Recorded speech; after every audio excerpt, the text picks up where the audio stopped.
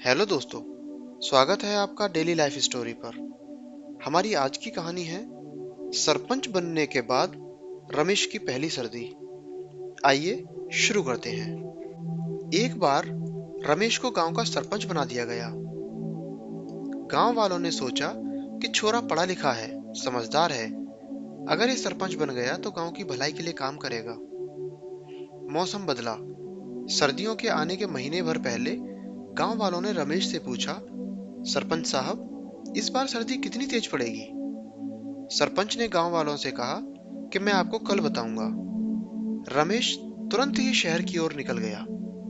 वहां जाकर मौसम विभाग में पता किया तो मौसम विभाग वाले बोले, सरपंच साहब, इस बार सर्दी बहुत तेज पड़ने वाली है।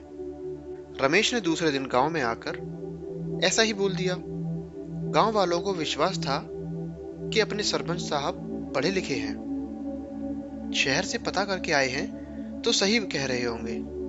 गांव वालों की नजर में रमेश की इज्जत और बढ़ गई। तेज सर्दी पड़ने की बात सुनकर गांव वालों ने सर्दी से बचने के लिए लकड़ियां इकट्ठा करनी शुरू कर दी। महीने भर बाद जब सर्दियों का कोई नामो निशान नहीं दिखाई दिया तो गांव वालों ने रमेश से फिर पूछा। रमेश ने उन्हें फिर एक दिन के लिए टाला और शहर में मौसम विभाग के पास जाकर पूछा।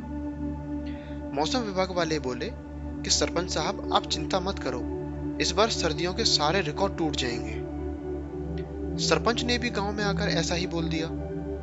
रमेश की बात सुनकर गांव वाले पागलों की तरह लकड़ियां इकट्ठा करने लगे। इस तरह 15 दिन और बीत गए, लेकिन सर्दियों का कोई नामो निशान नहीं दिखा। गांव वाले रमेश के पास आए।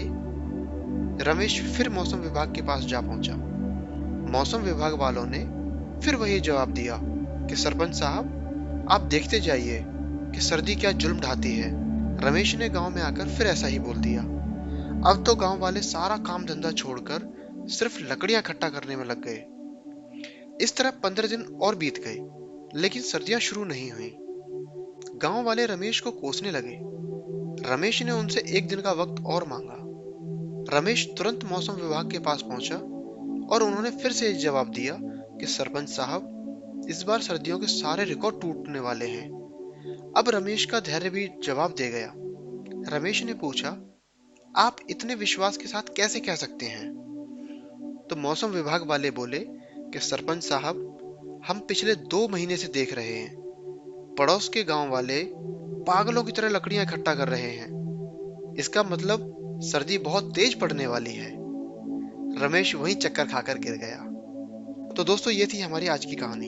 अगर आपको कहानी अच्छी लगी हो तो इसे लाइक करें, शेयर करें और हमारे चैनल को सब्सक्राइब करें।